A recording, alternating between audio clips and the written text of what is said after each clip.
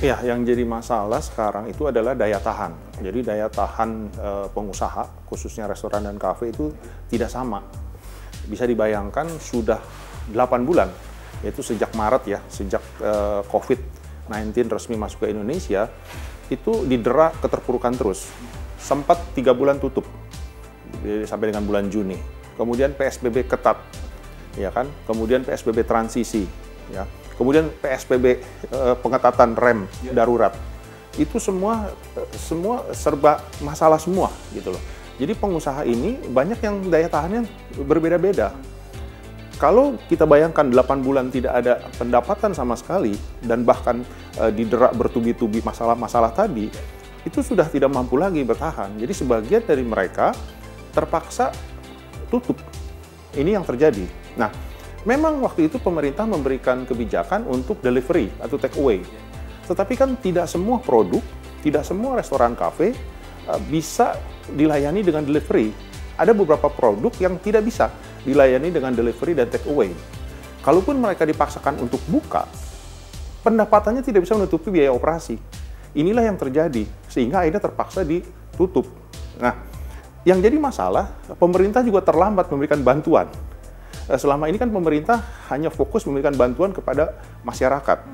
Kami sudah pernah mengingatkan berkali-kali bahwa pelaku usahanya harus dibantu. Nah, pemerintah responnya kurang cepat di dalam menghadapi situasi yang luar biasa ini. Harusnya ada dalam situasi luar biasa, mengatasi dengan tindakan yang luar biasa gitu loh. Nah, sekarang itu tidak terjadi. Nah, ini yang menjadi masalah. Sekarang itu sudah waktunya pemerintah membantu pelaku usaha. Kalau enggak ya jadi masalah terus. Kalau sudah semakin banyak yang tutup, maka akan semakin sulit lagi membangkitkan perekonomian. Kurang lebih itu yang terjadi sekarang. Kurang lebih 10 sampai dengan 20% sudah tutup. Ya, yang sudah tidak bisa bertahan lagi. Dan tidak menutup kemungkinan ini akan bertambah lagi. Sampai dengan sekarang kurang lebih 20% sudah tutup karena mereka sudah tidak mampu lagi meneruskan usahanya. Kurang lebih ada 200.000. Jadi total karyawan F&B, saya bicara di DKI Jakarta ya, itu kurang lebih 400.000 yang sudah di PHK ataupun yang sudah dirumahkan, dua-duanya dijumlah kurang lebih 200.000 orang.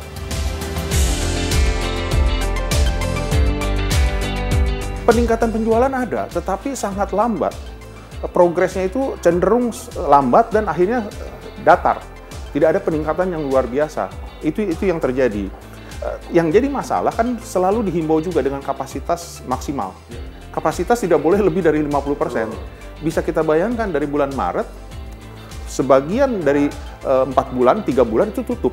Kemudian sisanya hanya boleh beroperasi 50%. 50% ini kalau kita lihat keuntungannya saja tidak sampai 50% kan gitu loh. Keuntungan pelaku usaha. Sedangkan ini pendapatan hanya dibatasi maksimal 50%. Jadi selama ini kalaupun buka, tetap kondisinya adalah defisit. Ini yang terjadi. Jadi kalaupun sekarang pengunjung maksimal, kan hanya boleh 50%. Dengan 50% ini nggak menutup. Ini yang terjadi adalah defisit gitu loh. Ya. Dan bahkan sekarang tidak pernah mencapai 50%. Untuk ya sekali-sekali tercapai pas kemarin libur panjang, libur besar itu tercapai gitu loh. Tetapi setelah itu tidak pernah mencapai 50% gitu loh. Itu yang terjadi. Kalau tingkat kembali lagi, kita selalu bagi dua. Ada mall yang kelas atas, ada mall yang kelas menengah bawah, menengah atas. Kalau yang menengah atas, tingkat kunjungan hanya sekitar 30%. 20 sampai dengan 30%. Tetapi memang daya belinya cukup lumayan. Karena ini kan rata-rata masyarakat kelas menengah atas yang relatif penghasilannya lebih stabil. Tetapi untuk mall yang kelas menengah bawah, ini yang menjadi masalah. Tingkat kunjungan lebih tinggi memang daripada kelas menengah atas. Kurang lebih sekitar 30-40%. Tetapi daya belinya turun. Jadi di satu sisi ada pengunjung, tetapi daya beli turun. Di satu lagi yang mall menengah atas, pengunjungnya tidak ada, tapi daya belinya lumayan gitu loh. Jadi akhirnya semua segmen mall ada masalah. Yang satu masalahnya adalah tingkat kunjungan, yang satu masalahnya daya beli gitu loh. Saya rasa harus seperti itu. Ya, jadi kita harus berani mendorong masyarakat untuk bisa ke restoran, ke kafe, tapi tentunya dengan protokol kesehatan. Ini menurut saya menjadi penting. Karena kalau sekarang hanya sekedar dilarang terus, ini kan menjadi masalah, perekonomian menjadi semakin berat. Kita harus berani bahwa mendorong masyarakat untuk datang ke pusat perbelanjaan, untuk berbelanja, untuk makan dan minum di restoran, tapi tentunya dengan protokol kesehatan. Ini menurut saya yang harus kita lakukan sekarang. Di luar tadi ya, yang bantuan dari pemerintah. Iya.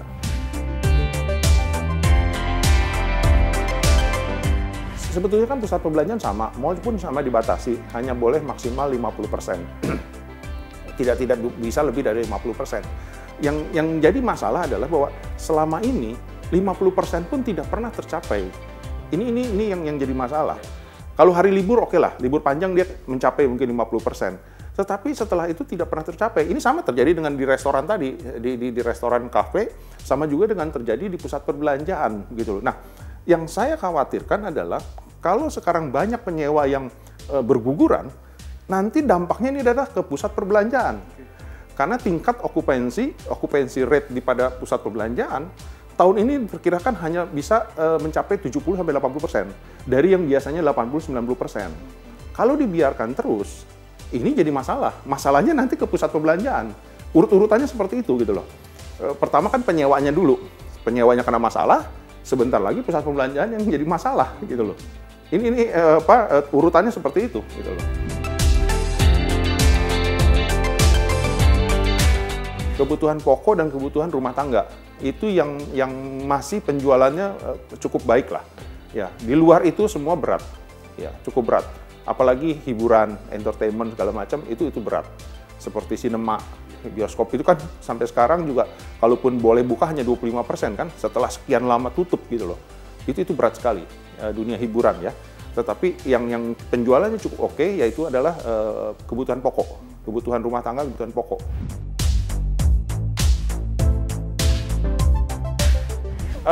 Pusat perbelanjaan baru akan pulih nanti pada saat vaksinasi.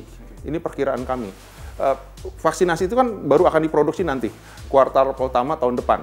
Nah, tetapi kan itu baru produksinya, belum pelaksanaan vaksinasi. Pelaksanaan vaksinasi juga memerlukan upaya yang tidak kecil, tidak ringan gitu loh. Vaksinasi 270 juta penduduk Indonesia itu sesuatu yang luar biasa menurut saya. Panjang. Anggap saja ini bisa selesai dalam kuartal kedua. Artinya, mulai dari sekarang sampai dengan pertengahan tahun depan, kondisi pusat perbelanjaan masih berat. Kondisi ini masih sangat sulit gitu loh. Nah, akhir tahun ini diperkirakan tadi, okupansi akan turun sebesar 20-30%. Tingkat okupansinya turun. Nah, setelah itu di tahun depan, selama setengah tahun pertama, akan berat juga kondisinya. Ini kami memperkirakan. Nah, tinggal bagaimana pusat perbelanjaan bertahan di tengah situasi sampai dengan nanti pertengahan tahun depan. Ya. Pemerintah sudah betul di satu sisi membantu bantuan langsung tunai kepada masyarakat. Tetapi ternyata sekarang masalahnya kan panjang sekali. Persoalan COVID ini ternyata dari Maret sampai dengan sekarang. Dan diperkirakan tadi seperti saya sampaikan, bisa sampai dengan pertengahan tahun depan. Nah, dengan jangka panjang yang seperti masa yang begini panjang, pelaku usaha daya tahannya tidak sama. Stamina-nya itu beda-beda. Banyak yang sudah tidak mampu. Nah, inilah. Jadi harusnya pemerintah membantu masyarakat, juga membantu pelaku usaha, gitu loh. Karena pelaku usahanya daya tahannya tidak sepanjang ini. Itu yang jadi masalah. Kalau COVID ini hanya sekitar 6 bulan misalkan, mungkin tidak seberat ini. Ternyata ini kan sudah lebih dari 6 bulan gitu loh. Jadi kalau kita bayangkan, pengusaha punya keuntungan tahun lalu 2019, berapa sih keuntungannya? Maksimal kita bicara 30%, 40%. Artinya, kalau 30% itu adalah kalau dari 12 bulan, kan hanya punya cadangan 3 atau 4 bulan kan? Keuntungannya itu. Dipakai di 2020 ini, yang sudah masalah selama 8 bulan gitu loh. Kan tidak, dana cadangan yang tadi 3 bulan itu udah habis gitu loh. Nah ini, jadi pemerintah sekarang itu tidak ada jalan lain, harus membantu pelaku usaha. Yang saya khawatir, sekarang ini kan kita sudah masuk resesi ekonomi. Sudah resmi nih, ya kan? Kalau pelaku usahanya tidak dibantu, resesi ekonomi ini makin berkepanjangan. kita kan sudah tidak bisa menghindari resesi ekonomi. Sudah tidak bisa dihindari. Yang harus kita bisa lakukan adalah secepatnya keluar dari resesi ekonomi. Kalau bisa resesi ekonomi ini sependek mungkin gitu loh. Nah, tetapi kalau pelaku usahanya sudah berguguran, kan jadi semakin berat. Pasti resesi ekonominya akan semakin panjang. Kalau semakin panjang, kan semakin menyulitkan bangsa dan negara Indonesia gitu loh. Jadi menurut saya ini pemerintah harus bantu pelaku usaha. Tidak bisa lagi hanya membantu masyarakat, harus bisa langsung juga membantu pelaku usaha.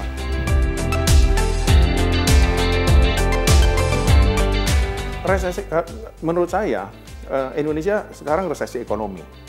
Sebetulnya Indonesia punya potensi untuk bisa segera keluar.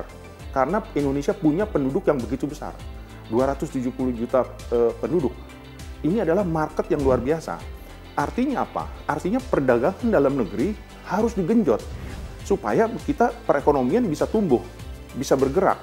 Sehingga kita bisa keluar dari resesi ekonomi. Kalau kita lihat Singapura kan negara kecil. Perdagangan dalam negerinya sangat sulit dia. Kalau kita ini perdagangan dalam negeri yang harus didorong. Kalau kita bicara perdagangan dalam negeri, salah satunya adalah sektor retail. Pusat perbelanjaan gitu loh. Nah, kalau pusat perbelanjaan bisa dibantu, sektor retail bisa dibantu, akan membantu perdagangan dalam negeri. Kalau perdagangan dalam negeri bergerak, menurut saya kita bisa cepat keluar dari resesi ekonomi. Karena ini potensi. Perdagangan dalam negeri di Indonesia itu sangat besar potensinya, sehingga kita bisa keluar dari resesi ekonomi secepatnya.